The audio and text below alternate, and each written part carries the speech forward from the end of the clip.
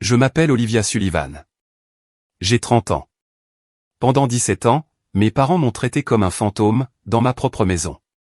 Alors qu'ils vénéraient mon frère Caleb, l'enfant prodige, j'étais l'erreur qu'ils devaient nourrir. Le jour de mon 18e anniversaire, mon père m'a regardé droit dans les yeux, et a dit, « Tu n'as jamais été désiré.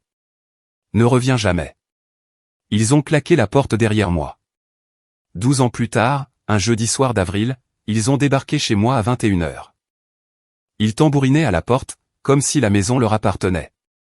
Il est temps de rentrer à la maison et de faire ton devoir, espèce d'ingrate. Ton frère a besoin de ta moelle osseuse, de ta maison, et de ton argent. C'est tout ce à quoi tu n'as jamais servi. Je n'ai rien dit. La porte s'est ouverte de l'intérieur. Une femme, qu'il n'avait pas vue depuis 30 ans, se tenait là. Elle a regardé ma mère droit dans les yeux, et a prononcé le prénom qu'elle avait enterré, il y a des décennies. Ce qui s'est passé dans les 60 secondes qui ont suivi a détruit tout ce qu'il pensait pouvoir encore me prendre. Laissez-moi reprendre au début de cette soirée, car l'ordre des événements a son importance. Bienvenue dans un nouvel épisode de Revengé, où nous racontons des histoires vraies et intimes. Des histoires sur des familles toxiques, des limites brisées, et ce moment où quelqu'un refuse enfin de s'immoler par le feu, juste pour réchauffer les autres. Si vous avez déjà été l'enfant invisible, la roue de secours, ou celle qu'on appelle que lorsqu'on a besoin de quelque chose, cette histoire est pour vous. Écrivez le mot « limite » dans les commentaires ci-dessous, et abonnez-vous.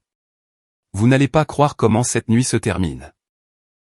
C'était le jeudi 9 avril 2026. Une pluie printanière venait de s'arrêter, et l'air, à travers la fenêtre de la cuisine, sentait le bitume mouillé et la première terre chaude de la saison. J'étais assise à ma table à manger, à Saint-Paul, en train de terminer un rapport de conformité que j'avais ramené de la coopérative de crédit où je travaillais. L'écran de mon ordinateur affichait 21h02. L'enceinte connectée, sur le comptoir, a annoncé la même heure, 2 secondes plus tard. Vivien était dans la cuisine, avec une tasse de tisane à la camomille. Exactement comme elle l'avait fait, chaque soir, au cours des 3 derniers jours. Elle était arrivée de Boston en avion, le mardi, car nous avions des papiers à finaliser, le vendredi matin. Elle a 78 ans, et elle se déplace lentement à travers une pièce, sans jamais sembler être en retard pour quoi que ce soit. Je lui avais dit, le soir de son arrivée, que la chambre d'amis était la sienne, pour le temps qu'elle voudrait. Elle n'avait pas beaucoup répondu. Elle m'avait simplement touché le dos de la main, avant d'aller se coucher. Les phares ont balayé la vitre de la façade, en un long arc régulier. 2 phares.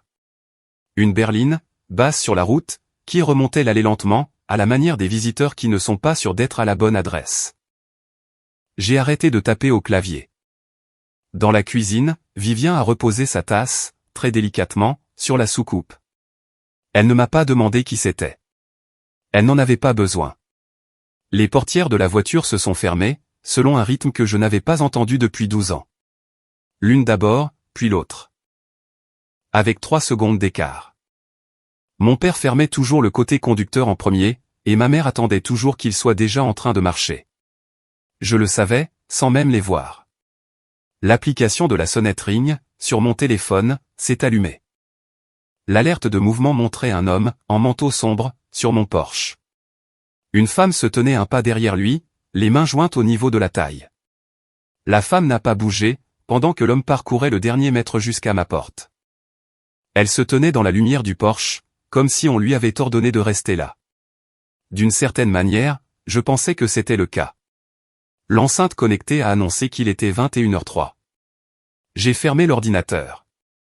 Je me suis levé. La chaise a raclé le parquet. Un petit bruit.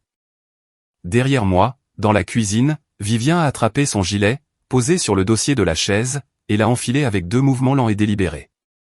La broche en argent sur son revers, en forme de petit navire, a accroché la lumière de la cuisine, et a projeté un fin reflet sur le mur. Puis, on a commencé à frapper. Pour comprendre ce que j'ai fait dans les 2 heures qui ont suivi, vous devez comprendre ce que j'avais passé 17 ans à apprendre. Mes parents ne m'ont pas élevé. Je ne dis pas ça comme une métaphore. Je le dis dans le sens le plus littéral qu'une fille puisse employer. D'aussi loin que je me souvienne, les rythmes de cette maison, à Eau Claire, étaient organisés autour de mon frère, Caleb. Le programme de hockey de Caleb, les professeurs de Caleb, les amis de Caleb dans le sous-sol. Et les anniversaires de Caleb, qui consistaient en de grands dîners à table, avec les grands-parents, des ballons, et du glaçage au coin de sa bouche. Mes anniversaires, eux, étaient inscrits sur le calendrier au crayon à papier, et étaient rarement entourés. Quand j'ai eu 6 ans, ma mère a oublié. Je suis rentré du CP, la cuisine était vide, et le calendrier indiquait que c'était juste un mardi. Ce soir-là, une voisine nommée Madame Aurin, aucun lien de parenté avec quiconque d'autre dans ma vie par la suite, a frappé à la porte avec un petit gâteau de supermarché. Une seule bougie. Le genre que l'on allume quand on ne sait pas combien il faut en acheter. Elle s'en était souvenue, parce que je lui avais dit, la semaine précédente, que mon anniversaire approchait. Mes parents étaient au banquet de hockey de Caleb. Ils sont rentrés à 22h. Ma mère a vu le gâteau, à moitié mangé, sur le comptoir de la cuisine, et a dit, « Est-ce qu'aujourd'hui était un jour important, ma chérie ?» Je n'avais soi-disant pas reçu l'email. Après ça, j'ai arrêté de rappeler aux gens ce qui comptait pour moi. J'ai appris que, si je devais demander, il était déjà trop tard. Quand j'avais 9 ans, j'avais un récital de violon à l'école. Mon professeur de musique avait surligné mon nom en jaune, sur le programme, parce que j'étais la seule élève de CE2 à avoir réussi le morceau en solo. Il y avait 2 chaises pliantes, réservées à mes parents, au 3e rang. Les 2 sont restées vides. Caleb avait un tournoi régional ce jour-là. Quand j'ai appelé à la maison, ce soir-là, et que j'ai demandé à ma mère si elle avait vu le programme, elle m'a répondu, « Caleb a gagné, ma puce. » Caleb a gagné. Je n'ai plus jamais surligné mon propre nom. Quand j'avais 14 ans, Caleb m'a cassé le poignet. Il en avait 17, il s'ennuyait, et nous étions dans le sous-sol, un samedi après-midi. Il se battait avec moi, de la façon dont il aimait le faire, c'est-à-dire le genre de bagarre qui se terminait avec quelqu'un en pleurs. Je lui ai demandé d'arrêter, mais il ne l'a pas fait. Et quand je me suis dégagé de la mauvaise façon, j'ai entendu un bruit, à l'intérieur de mon bras, que je n'avais jamais entendu auparavant. Mon père a dit, « Les garçons jouent rudement. Tu t'en remettras. » Ma mère a ajouté, « N'en fais pas toute une histoire. » J'ai pris le bus de ville jusqu'aux urgences, toute seule, et j'ai signé mon propre nom, à 3 endroits, sur le plâtre. 3 ans plus tard, alors que j'étais déjà parti, une facture de 1180 € est arrivée dans ma boîte aux lettres universitaires, à mon nom. Je n'avais pas signé pour cela. Mes parents avaient utilisé mon numéro de sécurité sociale, pour me facturer la nuit où mon frère m'avait cassé le poignet. Je l'ai payé en espèces, en plusieurs fois, sur 4 mois. Je ne les ai pas appelés à ce sujet. C'est l'année où j'ai commencé à économiser. Je ne savais pas encore, exactement, pourquoi j'économisais. Je savais juste que, peu importe ce qui allait arriver, je devais être prête quand ça se présenterait. Et c'est arrivé, le jour de mon 18e anniversaire. Je suis rentré de mon dernier jour de lycée, le 15 mars 2014. La cuisine sentait le rôti de bœuf, mais ce n'était pas pour moi. Mes 2 valises étaient déjà prêtes, posées dans l'entrée, les loquets fermés. Ma mère les avait faites la veille au soir. Je le sais maintenant, parce que la façon dont elle avait plié mes chemises était la même que celle qu'elle utilisait toujours pour le linge. Le même pli, la même direction. Elle n'a pas levé les yeux de l'évier quand je suis entré. Mon père s'est levé de la table de la cuisine. Il s'est avancé vers moi. Il n'était pas en colère. C'est la partie que je veux que vous compreniez. Il n'était pas en colère. Sa voix était plate, de la même manière qu'un homme parle lorsqu'il a répété sa phrase. Il a dit, « Tu as 18 ans maintenant. Nous avons fini. Tu n'as jamais été désiré. Ne reviens jamais. » Puis, il a ouvert la porte d'entrée, et a attendu. Je suis sorti. Il a fermé la porte derrière moi. J'ai entendu le pêne dormant tourner, de l'intérieur. À travers la porte, j'ai entendu ma mère faire couler l'eau de l'évier. Je suis resté sur ce porche pendant 11 minutes. Je n'ai pas pleuré. Je m'étais préparé à ce moment, dans une partie silencieuse de moi-même, depuis l'âge de 14 ans. J'ai ramassé les 2 valises, et j'ai marché. Pendant 12 ans, personne, dans cette maison, n'a prononcé mon nom. Jusqu'au 9 avril 2026, à 21h. Si vous avez déjà été l'enfant qui a dû partir pour survivre, restez avec moi. La partie de l'histoire pour laquelle vous êtes venu est encore à venir. J'ai dormi dans ma Toyota Corolla de 1998, sur le parking arrière d'un Walmart à Eau-Claire, pendant 11 nuits. Je me garais sous un lampadaire qui fonctionnait. Je gardais mes 2 valises dans le coffre. Et mon argent, 3420 €, gagné en emballant des courses dans une coopérative après les cours, je le cachais dans une chaussette, dans la boîte à gants. Je faisais le service du matin à la même coopérative, et le service du soir dans un restaurant routier sur la Highway 53. Je me lavais dans le lavabo des toilettes pour femmes, à la bibliothèque publique, entre les 2 services. Je n'ai pas demandé d'aide. Je ne savais pas comment faire. La 12e nuit, la mère d'une amie, nommée Madame Weyel, m'a vu dans le parking. Elle sortait du Walmart à 22 h avec un pack de bouteilles d'eau. Elle ne m'a rien demandé. Elle a juste dit « monte ». Sa chambre d'amis sentait le cèdre, et l'odeur d'une étrangère qui avait décidé d'être gentille. Je suis resté pour l'été. En août, j'ai commencé l'université communautaire, grâce à une aide financière. 2 ans plus tard, j'ai été transféré. En 2018, j'avais une licence en comptabilité. En 2020, j'avais réussi l'examen d'expert comptable. En 2021, j'étais experte comptable en jury comptabilité, dans une coopérative de crédit régional, à Saint-Paul. En juillet 2022, j'ai signé pour une petite maison d'artisan de 3 chambres, avec une balancelle sur le porche, dans une rue calme du quartier de Highland Park. Je l'ai achetée toute seule. J'ai signé les papiers de clôture seul. L'avocat m'a regardé, et m'a demandé, et qui d'autre signe? Et j'ai répondu, juste moi. La première nuit dans ma propre maison, je me suis assise sur cette balancelle, dans le noir, pendant 1 heure. Je n'ai pas pleuré. J'avais économisé pour cette maison depuis mes 14 ans, et j'y étais enfin arrivé. Mon amie la plus proche était une femme nommée Claire Donovan. Je l'avais rencontrée pendant ma préparation à l'examen comptable. Elle est la seule personne qui, en 8 ans, a remarqué la forme de ce qui manque dans ma vie, sans jamais me demander de le nommer. Une fois, au début, elle m'a demandé, « Tu parles de ta famille, des fois ?» Et j'ai répondu, « Il n'y a pas grand-chose à en dire. » Elle n'a pas insisté. Elle n'a jamais insisté. Pendant 12 ans, mes parents ne m'ont pas appelé une seule fois. Pas une seule fois. Pas de carte d'anniversaire, pas de carte de Noël, pas de lettre transmise par un membre de la famille, pas de rencontre accidentelle à un mariage. Rien. Je me suis dit que c'était le cadeau le plus propre qu'il m'ait jamais fait. Pendant 12 ans, j'y ai cru. Madame Weyel m'a écrit une carte quand j'ai acheté la maison. Elle disait, « J'ai toujours su que tu t'en sortirais bien. Tu étais le seul adulte dans cette famille. » Je l'ai cru, elle aussi. Jusqu'en janvier. Le premier SMS de mon frère, en 12 ans, est arrivé le 14 janvier 2026, à 22 h 23. Il comportait 3 phrases. Nous devons parler. C'est important. Appelle-moi. Je l'ai lu une fois. J'ai fait une capture d'écran. J'ai transféré cette capture à mon avocate, une femme nommée Patricia Reeves, dont je vous parlerai bientôt, et je n'ai pas répondu. Ce message me semblait familier, d'une manière que je ne comprenais pas encore. 3 autres sont arrivés, au cours des 2 semaines suivantes. Tous ignorés. Le 11 février, ma mère a laissé un message vocal.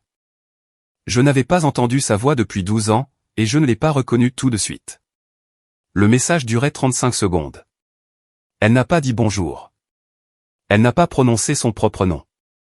Elle ne m'a pas appelé « ma chérie », ni « ma puce », bien qu'elle ait appelé Caleb par ses 2 petits noms, d'aussi loin que je me souvienne.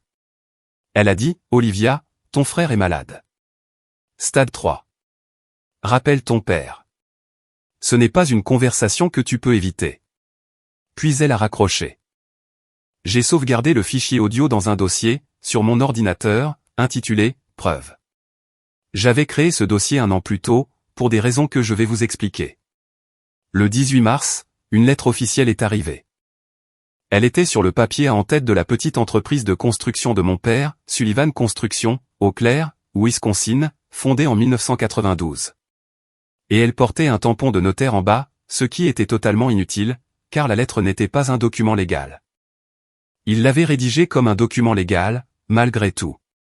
Il utilisait des expressions comme « en tant que votre père est chef de la famille Sullivan » et « remplir vos obligations envers votre sang, ou encore, votre refus de vous engager pourrait avoir des conséquences légales. Il avait payé quelqu'un pour la rédiger, ou bien il avait lu suffisamment d'articles sur Internet pour en imiter le style. J'ai souligné 3 phrases, et j'ai ajouté la lettre au dossier d'épreuve. C'est là que j'ai su qu'il ne demandait pas, il se préparait. Dès la première semaine d'avril, j'avais arrêté de vérifier le calendrier, pour commencer à surveiller mon allée. Je ne savais pas quel jeudi ce serait. Je savais seulement que ce serait un jeudi, car mon père avait toujours organisé sa vie selon un calendrier du jeudi.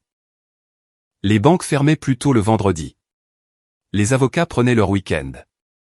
Si vous vouliez exercer une vraie pression, vous le faisiez un jeudi. J'avais raison sur le jour.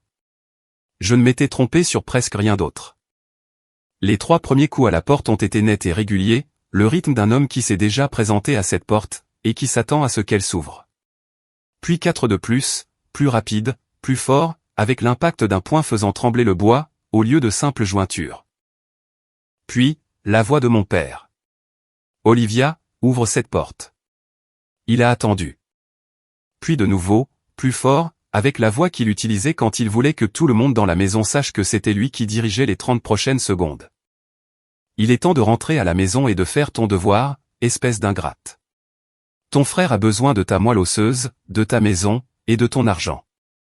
C'est tout ce à quoi tu n'as jamais servi. L'horodatage de la sonnette ring, sur mon téléphone, indiquait 21h04 et 11 secondes. La sonnette enregistrait chaque seconde de sa voix. Je le savais. Lui, non. Je n'ai pas bougé. Je n'ai pas répondu. Je vais vous dire ce que j'ai ressenti, parce que c'est important. Je ne me suis pas senti surprise.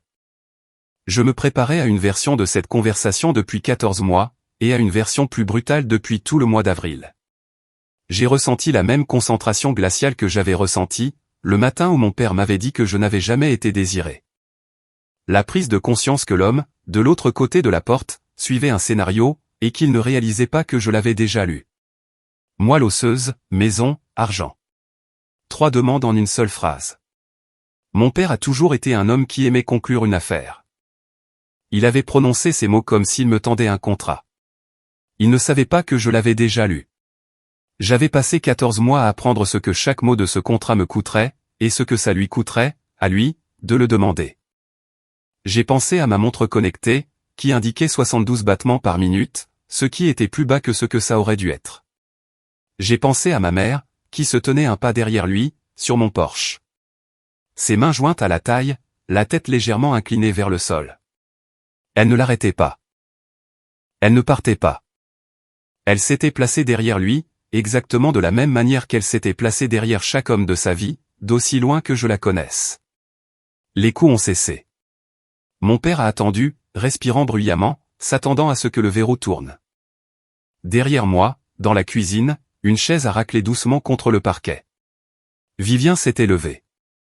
J'ai senti sa main sur mon épaule, avant même d'entendre ses pas. Sa voix était basse. « Laisse-moi ouvrir, ma chérie. » J'ai tourné légèrement la tête. Elle était déjà passée devant moi. La broche sur son gilet a accroché la lumière du couloir. La poignée du verrou était dans sa main. Elle a dit, très doucement, seulement pour moi, je me prépare à ça depuis très longtemps.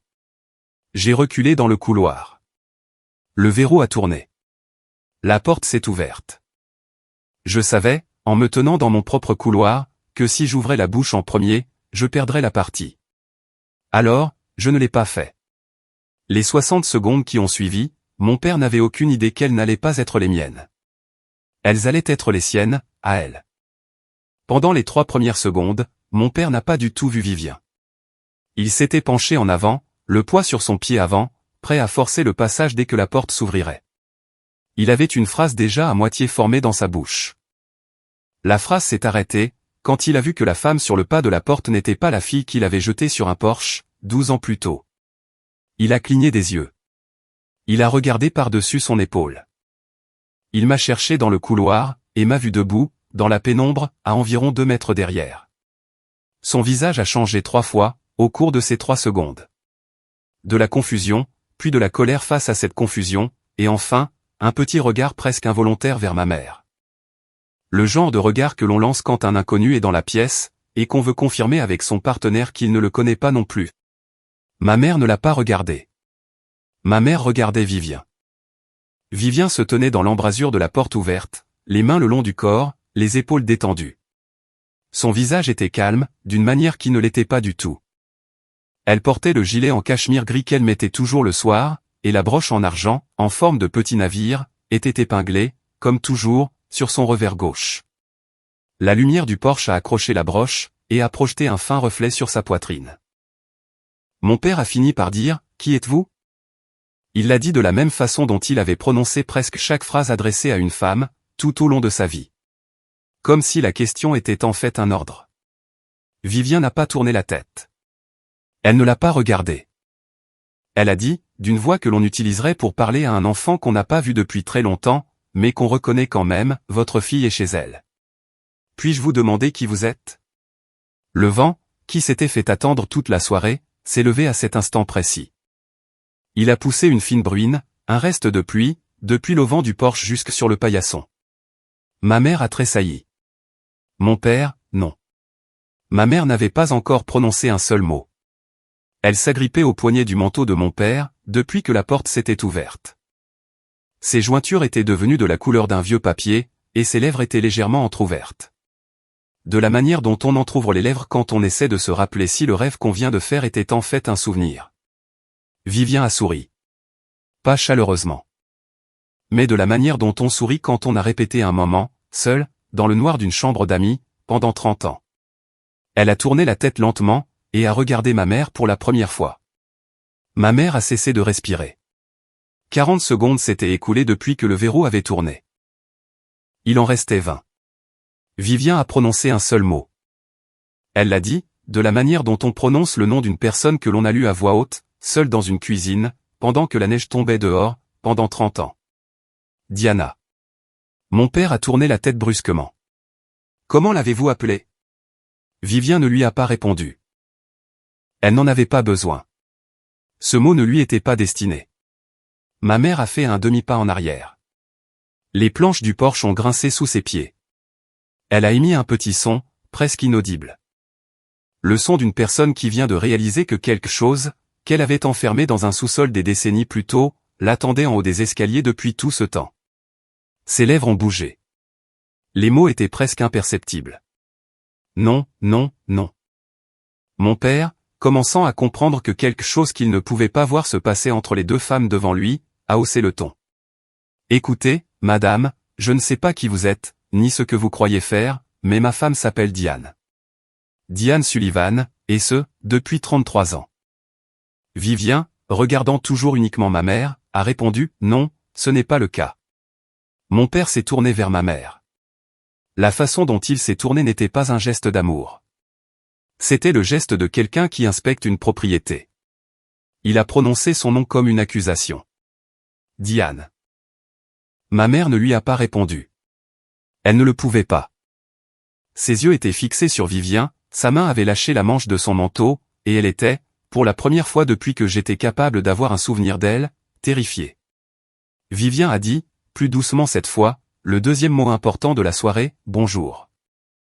Les genoux de ma mère n'ont pas tout à fait lâché, mais son corps a bougé comme s'ils allaient le faire. Mon père a rattrapé son coude, de la même façon qu'il le faisait dans les soirées, quand elle avait bu 2 verres de vin. Il a regardé la femme sur le pas de ma porte, puis il a regardé sa femme. Il a enfin compris qu'il y avait une troisième personne dans cette conversation, dont on ne lui avait pas parlé. Il a dit, d'une voix maintenant très basse, « Diane, qui est cette femme ?» Elle n'a pas répondu. Elle ne le pouvait pas. Les 60 secondes, que mon père avait tracées dans mon allée, comme s'il me possédait encore, étaient terminées. Elle s'était terminée sur mon porche. Elle s'était terminée en un seul mot. Et à ce moment-là, debout dans le couloir de la maison que j'avais achetée toute seule, j'ai compris pour la première fois que la femme qui m'avait ignoré pendant 17 ans, et l'homme qui m'avait jeté sur ce porche le jour de mes 18 ans, n'avaient en fait jamais existé en tant que les personnes qu'ils prétendaient être. L'horodatage de la sonnette ring, sur mon téléphone, indiquait 21h05 et 13 secondes. Tout l'arc de la scène, le verrou, la porte, la broche, le prénom, avait pris 60 secondes, presque exactement. Vivien s'est écarté de l'embrasure de la porte. Elle a fait un geste vers mon salon, de la même manière qu'on indique un tribunal qu'on a soi-même construit. Très calmement, avec le plus petit mouvement d'une main, elle a dit « Entrez ». Il fait froid. Nous avons beaucoup de choses à discuter. Mon père a hésité. Ma mère avançait déjà, machinalement, de la manière dont une personne marche vers sa condamnation. J'ai reculé pour les laisser passer. Je n'ai pas dit un mot. Avant de vous raconter la suite de ce qui s'est passé dans ce salon, je veux vous expliquer comment j'en suis arrivé là. Parce que rien de ce que je viens de décrire n'aurait été possible, si une étrangère n'était pas entrée dans ma vie, 14 mois plus tôt.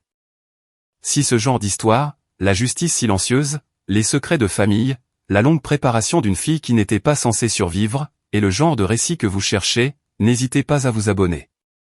Nous sommes plus nombreux que vous ne le pensez. Revenons 14 mois plus tôt. J'ai fait le test 23andMe un samedi matin, en octobre 2024. Je ne l'ai pas fait par curiosité pour ma famille. J'avais grandi en croyant que ma mère n'avait aucun parent en vie. Ses parents étaient morts jeunes, avait-elle dit, et il n'y avait eu ni tante, ni oncle, ni cousin de son côté. Je n'y avais pas souvent pensé. Le côté Sullivan, le côté de mon père, était une série de parents froids et distants, dans le Wisconsin. Ils envoyaient des cartes d'anniversaire à Caleb, et ignoraient mon existence, presque aussi efficacement que mes propres parents. Je n'avais pas parlé à un grand-parent depuis plus de 20 ans. Je ne ressentais pas leur absence. Je l'ai fait parce qu'une collègue de la coopérative de crédit en avait fait un, et elle avait passé sa pause déjeuner, pendant une semaine, à raconter à tout le monde sa découverte de cousins éloignés en Estonie. Il me restait 30 € sur une carte cadeau Visa. J'ai envoyé le tube un mardi, je l'ai glissé dans une boîte aux lettres bleues sur le chemin du travail, et je l'ai oublié. Les résultats sont arrivés le 28 octobre. J'ai fait défiler les tableaux des origines, de la même façon qu'on feuillette un magazine dans une salle d'attente. Surtout irlandaise, un peu anglaise, un peu scandinave. Rien à quoi je ne m'attendais pas. J'ai remarqué, sans cliquer dessus, un onglet en haut de l'écran intitulé « Correspondance de proches parents ». Le 12 novembre, j'ai reçu un email automatique. L'objet était « Vous avez une nouvelle correspondance de parents proches ». Je l'ai ouvert. La correspondance était étiquetée « V.O. Whitmore ». Le lien de parenté prédit était « grands-parents ». La probabilité était de 99,4%. J'ai fermé l'ordinateur. Je ne l'ai pas rouvert pendant 3 semaines. J'étais experte comptable en jury comptabilité. Je savais exactement à quel point une fausse correspondance ADN, à cette probabilité, était improbable. C'est pourquoi je ne l'ai pas rouvert. J'avais peur de ce que j'allais trouver. Le 6 décembre, un message est arrivé, via la messagerie interne de 23andMe. Il était composé de 4 courts paragraphes. Le premier paragraphe disait « Je m'appelle Vivien Whitmore. J'ai 78 ans. Mon mari, Henry, est décédé en 2018. Nous avons eu une fille. Elle s'appelait Diana. Selon le système, vous êtes très probablement son enfant. Si vous êtes prête à continuer à lire, j'aimerais vous dire quelque chose. » Le deuxième paragraphe expliquait que sa fille, Diana, avait disparu au cours de l'été 1990, à l'âge de 19 ans. La famille avait organisé une cérémonie commémorative en 1996, et avait accepté, au fil des décennies, l'idée qu'elle s'était noyée au large du New Hampshire. Le troisième paragraphe disait que la famille n'avait jamais cessé, en privé, de se poser des questions. Le quatrième paragraphe disait « Je vous écris, parce que la seule façon pour que vous existiez, c'est que ma fille ne soit pas morte. Je ne vous demande pas de me croire. Je vous demande de ne pas disparaître. » Elle avait joint une photo. C'était une image en noir et blanc d'une adolescente, sur un porche en pierre, avec l'océan Atlantique derrière elle. Les cheveux de la fille étaient tirés en arrière. La ligne de mâchoire de la fille était ma ligne de mâchoire. Le nez de la fille était le nez de ma mère, avant que les années ne l'adoucissent. Au dos de la photo, au crayon à papier, d'une écriture qui n'était pas celle de ma mère, il y avait ces mots, Diana, été 1989, Rye Beach. Je me suis assise à la table de ma cuisine, ce soir-là, pendant 2 heures, à regarder un visage que je connaissais, dans un endroit dont je n'avais jamais entendu parler. Le 14 janvier 2025, je l'ai appelée. Nous avons parlé pendant 38 minutes. La plupart du temps, ce fut du silence. Elle n'a pas insisté. Je n'ai pas promis de la rencontrer. Après avoir raccroché, je me suis assise sur la balancelle de mon Porsche, dans le froid, pendant 1 heure. Je n'ai pas pleuré. Mais, pour la première fois de ma vie d'adulte, je me suis permis de me demander si j'avais eu tort de croire que j'étais seul. Nous nous sommes rencontrés pour la première fois le 22 février, dans un café sur la 7e Ouest, dans le centre-ville de Saint-Paul. Elle était arrivée de Boston. Elle était petite, de la façon dont les femmes âgées, issues de vieilles familles, sont petites. Des épaules étroites, une posture parfaite, des mains qui ne tremblaient pas. Elle a fait glisser 2 choses vers moi, sur la table. Une couverture de bébé en laine jaune, aux bords effilochés, pliée de la manière dont on plie une couverture qu'on a gardée pendant longtemps. Et une enveloppe scellée. Elle n'a pas poussé l'enveloppe vers moi. Elle a dit, « J'ai tricoté cette couverture pour toi, l'année de ta naissance. » Je n'ai jamais su où l'envoyer. Je lui ai demandé si elle avait un jour arrêté de chercher. Elle a répondu, « J'ai arrêté de chercher ma fille quand nous avons organisé la cérémonie. Je n'ai jamais arrêté de chercher mon petit enfant. » Ce jour-là, ma vie s'est scindée en 2. Au cours des 14 mois qui ont suivi, par bribes, j'ai appris l'histoire de cette famille dont j'ignorais l'existence.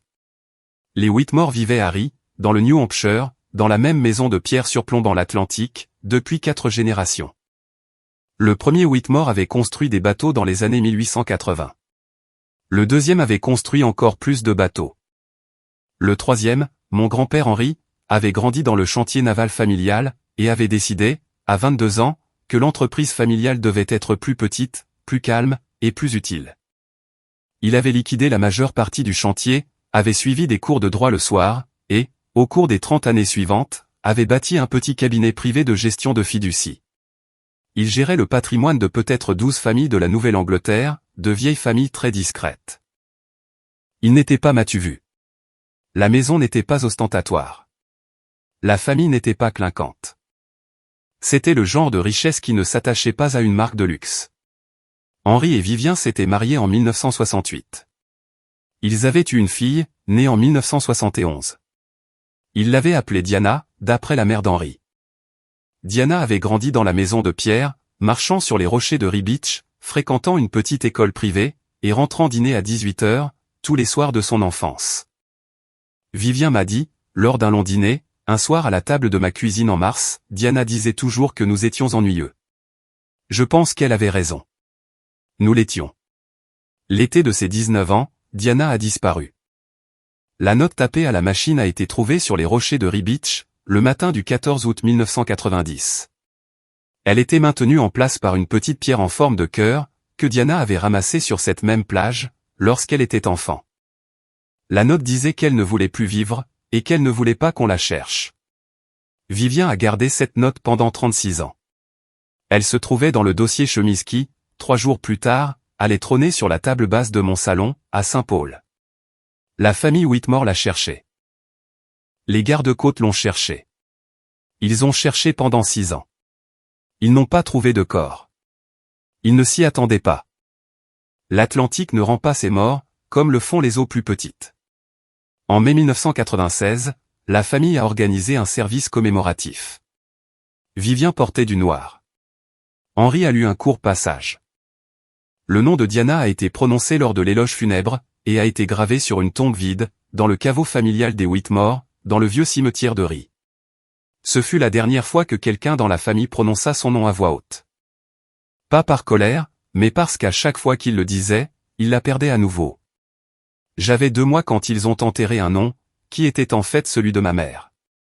Dans les années qui ont suivi la disparition de Diana, Vivien n'a jamais cessé de s'interroger en silence. Elle a engagé 3 détectives privés différents, en 15 ans. Ils n'ont rien trouvé. En 2019, lorsque les tests ADN grand public sont devenus assez abordables pour que les morts puissent être retrouvés, Vivien a soumis son propre échantillon. Elle a attendu 5 ans. La correspondance est arrivée en octobre 2024. Henri n'a pas vécu assez longtemps pour la voir. Il est mort en 2018. 6 ans trop tôt. Croyant que sa fille était au fond de l'Atlantique. Vivien m'a confié, la première nuit qu'elle a passée dans ma chambre d'amis, c'est la partie que je ne pardonnerai jamais. Pas à ta mère, mais pour Henri. Il a passé chaque jour de ces 20 dernières années à porter ce deuil. Ce n'était même pas nécessaire, et je ne peux pas lui rendre ces années. Elle n'a pas pleuré en me disant ça. Elle a dit qu'elle avait épuisé toutes ses larmes il y a des années. La broche sur son gilet, le petit navire en argent, avait été le cadeau d'Henri à Diana, pour ses 16 ans. Diana l'avait laissé derrière elle quand elle s'était enfuie. Vivien l'avait porté tous les jours depuis 1990. Elle était sur son gilet quand elle a ouvert la porte sur mon Porsche. Elle était sur son gilet quand elle a prononcé le prénom de ma mère. D'une certaine manière, elle l'avait porté tout ce temps. Je ne vous ai pas encore parlé de Patricia Reeves. Patricia a 61 ans. Elle travaille dans un petit bureau à Boston, avec 3 associés et un assistant. Elle est l'avocate fiduciaire de la famille Whitmore depuis 31 ans. Elle a hérité du dossier de son propre mentor, en 1995, 3 mois après qu'Henri ait établi la fiducie que je vais vous décrire.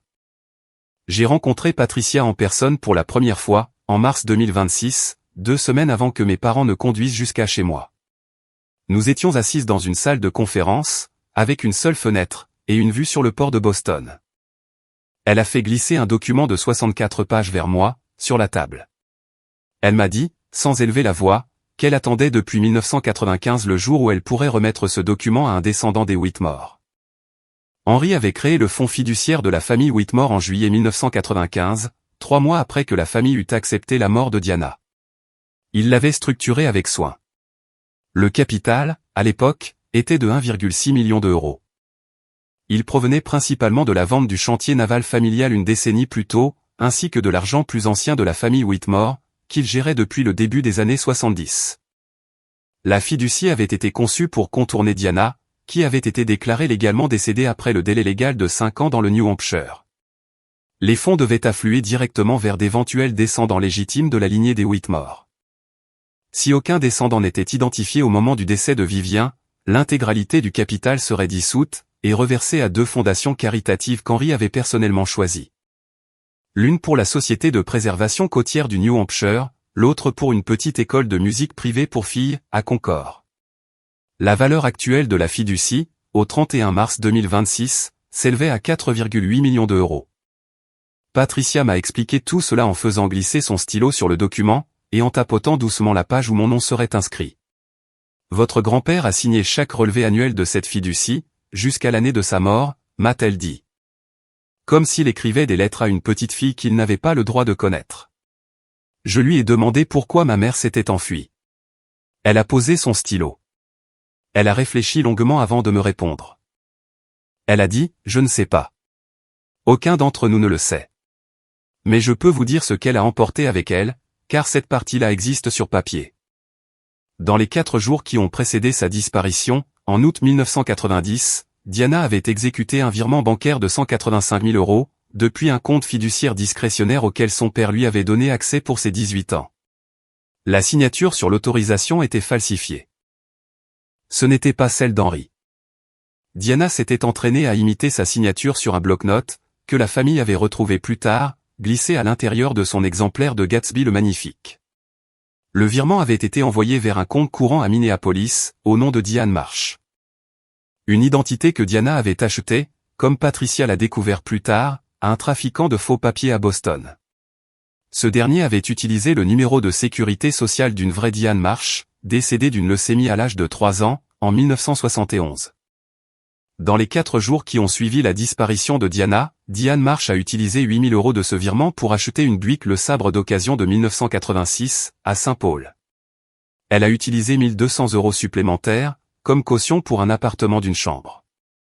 Elle a dépensé 300 euros pour un nouveau permis de conduire, également frauduleux, toujours au nom de Diane Marsh. Le reste des 185 000 euros, qu'elle avait volés à son propre père, a financé les 3 premières années de sa nouvelle vie. Cela incluait, plus tard, le capital de départ pour une petite entreprise de construction à Eau Claire, dans le Wisconsin, que son nouveau mari, Patrick Sullivan, fonderait en 1992, et dirigerait pendant les 34 années suivantes. L'argent qui avait bâti la famille dans laquelle j'avais grandi, avait été volé à un homme qui avait passé chaque jour de ces 20 dernières années à pleurer la fille qu'il avait volée. Patricia m'a dit, quand j'ai fini de lire les relevés de virement, votre mère n'a pas disparu. Elle s'est acheté une nouvelle vie, avec l'argent qu'elle a volé à son propre père. Et elle a payé pour cette vie, chaque jour pendant 34 ans. En faisant semblant que les personnes qui l'avaient élevée étaient mortes. La fiducie ne revient pas au voleur. Elle revient à la lignée. Diana, légalement décédée, n'avait aucun droit. Moi, biologiquement Olivia Hollis Whitmore Sullivan, j'en avais. La fiducie n'a pas de délai de prescription qui m'importe, car elle est à moi. Les crimes qui la sous-tendent, en revanche, en ont un. Patricia m'a dit très doucement la dernière chose que je l'entendrai dire en mars, j'ai préparé ce dossier pendant 31 ans. On ne me refusera pas le privilège de le mener à terme. Puis, elle a remis le capuchon sur son stylo. Ainsi, lorsque mes parents ont franchi ma porte d'entrée, à 21h11, ce jeudi soir d'avril, ils ne savaient pas que Vivien était dans ma chambre d'amis depuis 3 jours.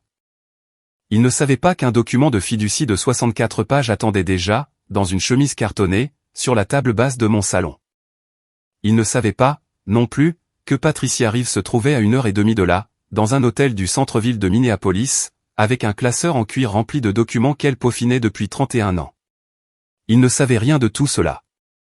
Ils étaient venus pour de la moelle osseuse, pour ma maison, et pour mon argent. Ils étaient sur le point de découvrir à quoi ressemblerait le reste de leur vie. Vivien a dirigé mon père et ma mère vers le canapé. Ils se sont assis. Mon père portait toujours son manteau.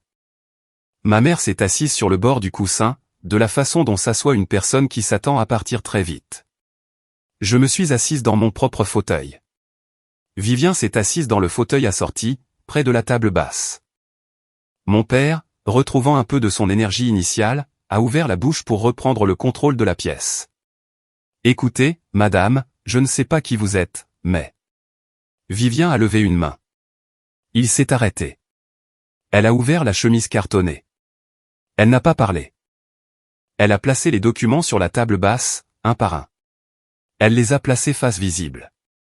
Elle n'a fait aucun commentaire. Elle a laissé chaque morceau de papier raconter sa propre histoire. Le premier était une photocopie d'une note de suicide tapée à la machine, datée du 14 août 1990, et signée Diana Whitmore. Le deuxième était une photocopie d'une autorisation de virement bancaire, datée du 10 août 1990, d'un montant de 185 000 €, avec une signature falsifiée. Le troisième était une photocopie d'un certificat de mariage du comté de Hennepin, dans le Minnesota, daté de juin 1992, indiquant que la mariée était Diane Marsh, parent décédé. Le quatrième était la page de garde de la fiducie de la famille Whitmore, datée de juillet 1995, indiquant la valorisation actuelle à 4,8 millions €. Le cinquième était une feuille simple, sur laquelle on pouvait lire en texte brut « Diana Whitmore, légalement décédée, État du New Hampshire, 17 mai 1996 ». Le sixième était une photo d'une tombe vide. Mon père a tendu la main vers le premier document. Vivien, sans quitter ma mère des yeux, a fait glisser le document calmement, hors de sa portée. Ce sont des copies, a-t-elle dit. Les originaux sont dans un coffre-fort à Boston. Ne les touchez pas, mon père a regardé les documents. Il a regardé ma mère.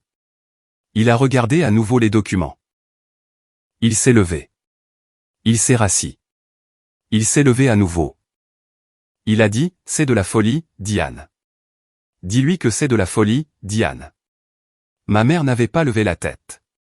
Il a dit, beaucoup plus doucement cette fois, Diane. Ma mère a finalement levé la tête, 23 minutes après être entrée dans mon salon. Son visage était celui d'une femme qui se préparait à craquer depuis 36 ans, et qui avait enfin trouvé la pièce pour le faire. Ses mains étaient croisées sur ses genoux. Les jointures étaient blanches. Elle a dit, c'est vrai. Tout est vrai. J'avais 19 ans. Je voulais m'enfuir. Je pensais que personne ne le découvrirait jamais. Je pensais que tout le monde oublierait. Vivien a répondu, nous ne t'avons pas oublié un seul jour. Nous avons essayé. Nous n'avons pas pu. Mon père, regardant à nouveau les documents, arrivant finalement à la page de garde de la fiducie, a lu le chiffre à voix haute, 2 fois. 4,8 millions. Ma mère a fermé les yeux. J'ai regardé mon père, en temps réel, essayer de recalculer ce qu'il était venu faire chez moi. Je l'ai regardé comprendre que la femme dont il était venu exiger le devoir, était l'héritière d'une fortune. Une fortune plus importante que chaque équipement, chaque camion, chaque propriété et chaque compte que son entreprise de construction avait jamais possédé. Je l'ai regardé comprendre qu'il était venu ici, ce jeudi soir, pour demander à sa fille de céder une maison et une ligne de crédit, alors qu'elle était assise sur un héritage de 4,8 millions d'euros, qu'il ne pourrait jamais toucher. Je l'ai regardé comprendre que la famille qu'il avait bâtie, l'entreprise qu'il avait fait croître, le mariage dont il était fier depuis 33 ans, le fils qu'il avait aimé plus que tout au monde. Tout cela avait été construit sur de l'argent qui ne lui appartenait pas, et qui ne survivrait pas à ce qui allait se passer ensuite. Je me suis levé. J'ai marché jusqu'à la cheminée. J'ai pris la photo encadrée, en noir et blanc, de l'adolescente Diana sur le porche de Ree Beach. La photo que Vivien m'avait donnée, lors de notre deuxième rencontre en mars 2025, et que j'avais gardée sur la cheminée depuis. Je suis retourné vers la table basse. J'ai posé la photo à côté des documents. J'ai parlé pour la première fois, depuis que mon père avait tambouriné à la porte. J'ai dit, le jour de mes 18 ans, mon père m'a dit que je n'avais jamais été désiré. Ce soir, 12 ans plus tard, il m'a dit que je ne servais qu'à donner ma moelle osseuse, ma maison. Et mon argent. Les deux déclarations étaient vraies. Je ne vous dois rien. Vous ne m'avez jamais élevé. Vous avez élevé Caleb. Je me suis élevée toute seule. Et maintenant, vous pouvez rentrer chez vous. La pièce était silencieuse. Mon père, d'une voix presque trop faible pour être entendue, a chuchoté, « Olivia, s'il te plaît. » Je n'ai pas répondu. Je n'avais rien à dire à un homme dont les deux dernières phrases à mon égard, séparées par 12 ans, étaient « Ne reviens jamais » et « Ton frère a besoin de ta moelle osseuse ». Il restait encore un dossier. Mon père, croyant peut-être que le pire de la soirée était derrière lui, est revenu au seul argument qui lui restait. Il l'a dit de la manière dont les hommes disent les choses auxquelles ils ne croient plus, mais pour lesquelles ils n'ont pas encore abandonné tout espoir. C'est ton frère. Il est en train de mourir. Il a besoin de toi. Je l'ai laissé terminer. Puis, j'ai ouvert le troisième dossier, celui que je gardais avec moi depuis le 30 mars. J'ai dit, je crois qu'il est en train de mourir. Je ne crois pas qu'il ait besoin de moi. Je crois qu'il a besoin de mon numéro de sécurité sociale. J'ai posé le premier document sur la table, à côté des papiers de la fiducie. C'était un formulaire d'admission du système de santé de la clinique Mayo, à Eau-Claire, daté du 27 mars 2026. Il indiquait que Caleb Sullivan était un patient hospitalisé, atteint d'un lymphome diffus à grande cellule B de stade 3, réfractaire à la chimiothérapie de première ligne. Le diagnostic était réel. Le cancer n'était pas un mensonge. Mon frère, le garçon qui m'avait cassé le poignet à 14 ans, et à qui on n'avait jamais demandé de s'excuser, était en train de mourir. J'ai posé le document suivant à côté. C'était un relevé de carte de crédit, émis par une banque de l'Iowa en novembre 2023, à mon nom, facturé à une boîte postale à Madison, dans le Wisconsin. La signature sur la demande originale, qui était jointe, une photocopie sur papier fin, 3 pages plus loin, avait été falsifiée. L'écriture correspondait à celle de mon frère. Il y avait 2 autres cartes du même genre. La dette frauduleuse totale, à la date où l'équipe d'enquête de Brendan Aurin avait sorti le rapport final, s'élevait à 42 800 €. J'ai posé le document suivant.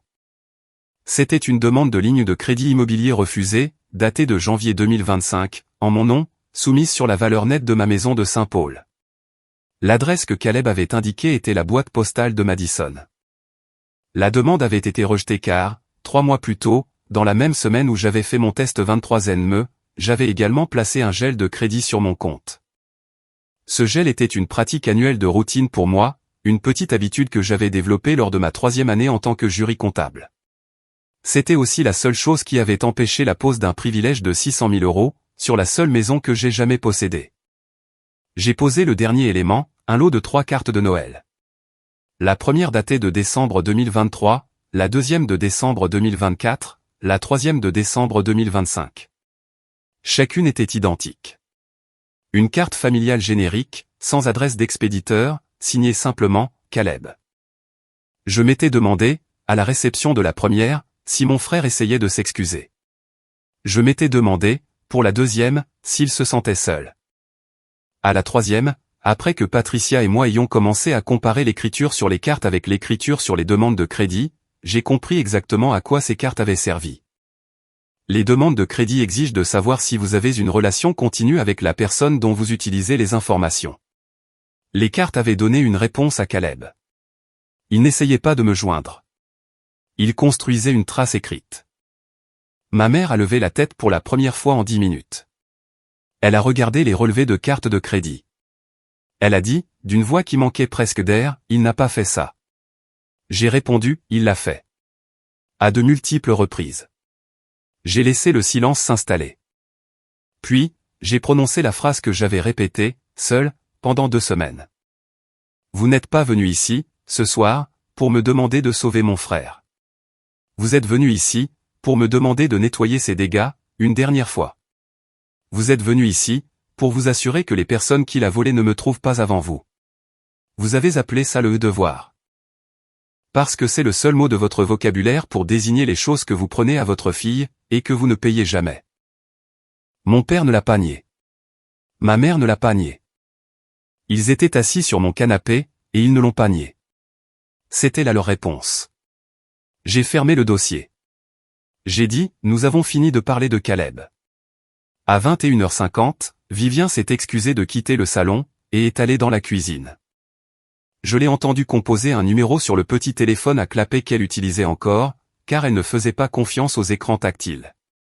Je l'ai entendu dire 4 phrases dans le téléphone, puis écouter. Ensuite, elle a dit, oui, ce soir. Puis, elle a raccroché. Elle est revenue dans le salon. Elle s'est assise. Elle n'a pas dit à mes parents ce qu'elle avait fait. Elle n'en avait pas besoin. Pendant les 90 minutes qui ont suivi, mes parents sont restés assis sur mon canapé, et ont attendu. Mon père n'a pas essayé de se disputer à nouveau. Il avait l'air d'un homme qui avait arrêté de faire des calculs sur une chose qu'il pensait, auparavant, pouvoir largement se payer. Ma mère n'a pas levé les yeux. Elle a gardé ses mains croisées de la même façon qu'elle les croisait depuis qu'elle s'était assise. Elle n'a pas demandé de verre d'eau. Elle n'a pas demandé à utiliser les toilettes. Elle est restée très immobile. De la même façon qu'on s'assoit à un enterrement, quand la personne décédée est quelqu'un qu'on connaissait mieux que quiconque au monde. À 23h38, une voiture s'est engagée dans mon allée. L'horodatage de la sonnette ring a enregistré l'arrivée. Le coup à ma porte a consisté en 3 frappes nettes et régulières. Vivien a ouvert la porte, sans se lever de sa chaise, pour la 2e fois. Elle s'était entraînée pour ça, aussi. Patricia Reeves est entrée dans mon salon, portant le même manteau sombre qu'elle portait quand je l'avais rencontrée à Boston. Elle tenait un classeur en cuir sous son bras gauche. Elle n'a salué personne immédiatement. Elle a regardé Vivien en premier. Vivien. Puis mon père. Monsieur Sullivan. Puis, enfin, ma mère. Madame Sullivan, ou plus exactement, Mademoiselle Whitmore. Mon père a dit, vous êtes une avocate. Patricia a répondu, je suis l'avocate. Elle a posé le classeur en cuir sur la table basse. Elle l'a ouvert. Elle en a retiré 2 documents. Elle ne les a pas placés face cachée. Elle les a placés face visible. Elle les a placés devant mon père. Le premier était une plainte civile, pour la restitution des 185 000 € volés, plus 35 ans d'intérêts composés, totalisant 1,04 million d'euros. La plainte était prête à être déposée, lundi matin à 8h, au tribunal de district du comté de Hennepin. Le second était un accord de renonciation. S'il était signé, mes parents renonceraient à perpétuité à toute réclamation sur tous les actifs de la famille Sullivan.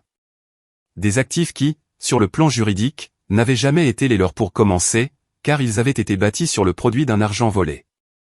En échange, l'affaire civile ne serait pas déposée. En revanche, le signalement pénal fédéral pour usurpation d'identité, fraude électronique et dissimulation continue, que Patricia allait transmettre au bureau du procureur des États-Unis à Minneapolis vendredi matin à 8h, n'était pas négociable. Patricia a déclaré, signé avant vendredi 8h, et la plainte civile ne sera pas déposée. Le signalement pénal fédéral, lui, suit son cours dans tous les cas. Je n'ai pas à négocier là-dessus. C'est l'affaire de la justice. Mon père, d'une voix plus faible que je ne l'avais jamais entendu utiliser, a demandé, et si nous ne signons pas? Patricia a répondu, alors la plainte civile sera déposée lundi. Votre maison sera saisie. Vos comptes seront gelés. Le signalement pénal suivra son cours, quoi qu'il arrive. Signer est la version la plus douce du reste de votre vie. Mon père a tendu la main vers le stylo. Il a signé le premier. Il a signé son nom complet, Patrick James Sullivan, à 2 endroits, comme Patricia le lui indiquait. Il n'a pas levé les yeux. Sa hand était ferme, ce qui, je crois, l'a surpris. Il a passé le stylo à ma mère. Ma mère l'a tenu pendant un long moment. Elle le tenait de la façon dont une personne tient la clé d'une maison qu'elle s'apprête à rendre. Puis, elle a écrit lentement, avec effort, avec un léger tremblement dans la seconde moitié de la signature, Diane Sullivan.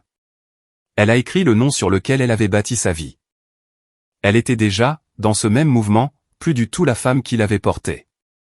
Pour la première fois en 34 ans, ma mère n'était plus personne. Patricia a certifié les signatures. Elle a empilé les documents. Elle les a placés dans le classeur en cuir. Elle a fermé le classeur. L'échange entier a duré 4 minutes. Elle s'est levée.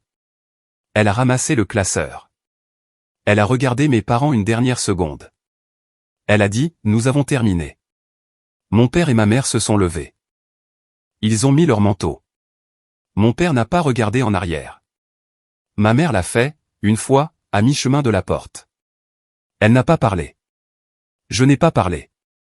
L'horodatage de la sonnette ring a enregistré leur départ à 23h54. J'ai fermé ma porte d'entrée. J'ai tourné le verrou de ma propre main.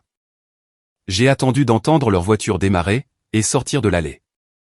Et puis, j'ai éteint la lumière du Porsche. J'ai verrouillé ma propre porte d'entrée. Pour la première fois de ma vie, j'ai eu le sentiment que les serrures étaient enfin tournées dans la bonne direction. Je suis retourné dans la cuisine.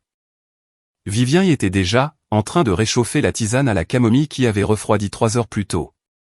La couverture, qu'elle avait tricotée en 1996, était pliée sur le dossier de la chaise de cuisine, où elle se trouvait depuis mardi. Elle m'a servi mon thé. Elle a servi le sien.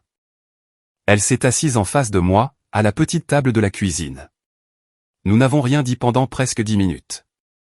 Puis, elle a dit très doucement, « Je suis désolé de ne pas avoir pu te trouver plus tôt. » J'ai répondu, « Tu m'as trouvé à temps. » Nous sommes restés assises dans cette cuisine jusqu'au lever du soleil. Nous n'avons pas beaucoup parlé. Nous n'en avions pas besoin. À un moment donné, je suis allé dans le salon, et j'ai retourné la photo encadrée de l'adolescente Diana face contre la cheminée. Je l'ai fait lentement, de la même façon qu'on ferme un livre. Je ne l'ai pas jeté. Je n'en avais pas besoin. Je n'avais simplement plus besoin qu'elle me regarde. Patricia est revenue à 9h le vendredi matin, avec une nouvelle pile de papier.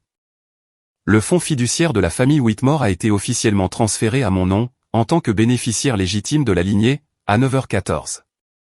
J'ai signé 3 fois. Patricia, en tant que témoin, a souri pour la première fois depuis que je la connaissais. Elle a dit, « Bienvenue dans la famille, mademoiselle Sullivan. » Vivien, après le départ de Patricia, ne m'a dit qu'une seule phrase. Elle a dit, « Henri t'aurait bien aimé. Il t'aurait même beaucoup aimé. » L'acte d'accusation fédérale de mes parents a été rendu public à la fin du mois d'août. L'affaire civile n'a jamais eu besoin d'être déposée, car ils avaient tous les deux signé. Caleb est mort le 3e mardi de juillet. Les médecins de la clinique Mayo n'ont jamais trouvé de donneur de moelle compatible. Il n'était plus admissible au registre des donneurs, au moment où le diagnostic a été confirmé. Et la seule sœur qui aurait pu être testée, avait cessé d'être sa sœur, le jour de son 18e anniversaire, en 2014. Je ne suis pas allé à l'enterrement. Je n'ai pas envoyé de fleurs. En septembre, Vivien et moi avons acheté une petite maison, à 1 heure de Boston.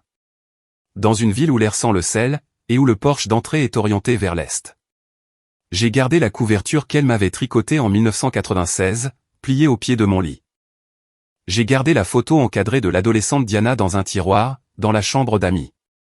Je ne l'ai pas détruite. Je ne l'ai pas exposée. Certaines nuits, quand le vent se lève sur l'eau, je repense à la porte d'entrée de la maison de Saint-Paul. Et je me dis que la chose la plus bruyante qu'une fille silencieuse puisse faire, c'est de l'ouvrir pour la bonne personne, et de la fermer au nez des mauvaises. Si vous avez passé votre vie à vous entendre dire qu'être de la famille, ça veut dire être utile, s'il vous plaît, comprenez que ce n'est pas le cas. Être de la famille, ça veut dire être vu. Si vous devez mériter votre place à une table, c'est que vous n'êtes pas à la bonne table. Si vous devez saigner pour avoir le droit d'appartenir, c'est que vous n'appartenez pas à cet endroit. Il y a une porte, quelque part, qui s'ouvre de l'intérieur. Vous n'êtes pas obligé d'être celui qui répond, quand les mauvaises personnes frappent.